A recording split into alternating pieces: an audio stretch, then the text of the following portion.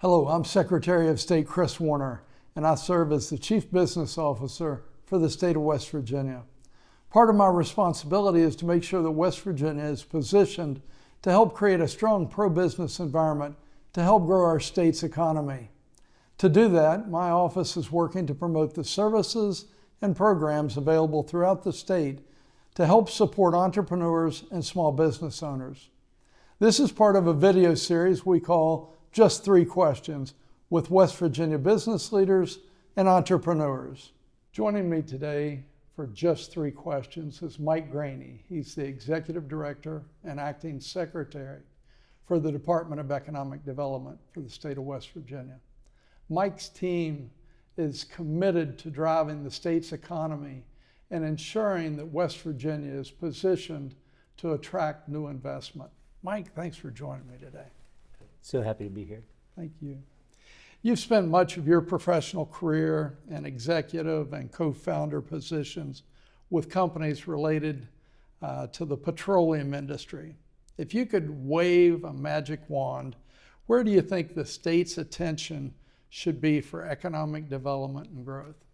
So it's a great question, Mr. Secretary. And again, thanks for having me. And I am fortunate to have a fantastic team who is very focused on driving our economy, making life better in West Virginia for all West Virginians.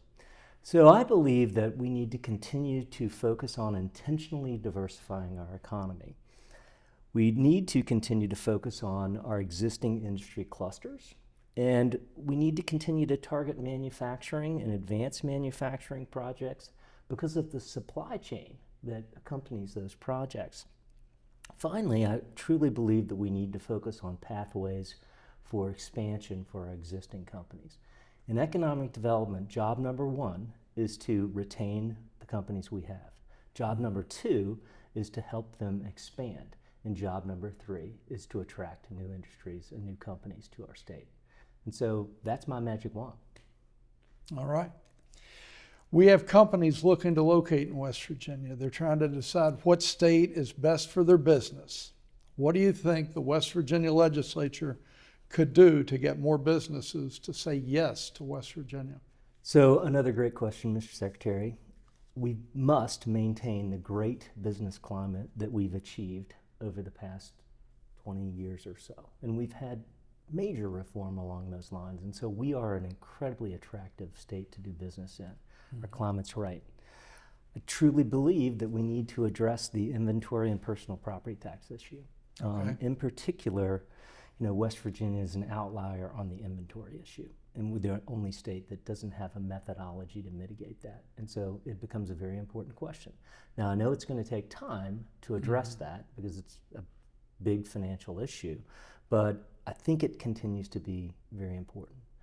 We also need to focus on getting sites ready. It's a big problem. We are a mountainous state, and so we need to continue to put financing in place to help us get sites ready. We also need to focus on workforce training, and that's not an issue just for the state of West Virginia. It's an issue for every state in the country, and maybe every country in the world. But let's make sure that we're ready to provide access to upskilled and a trained workforce that's ready to go to work. Finally, I truly believe that we must provide access to capital for small business and startups. And it's been a challenge. It's just it's a bucket that we haven't been able to fill yet. And so it becomes very important. Yeah, it sure is.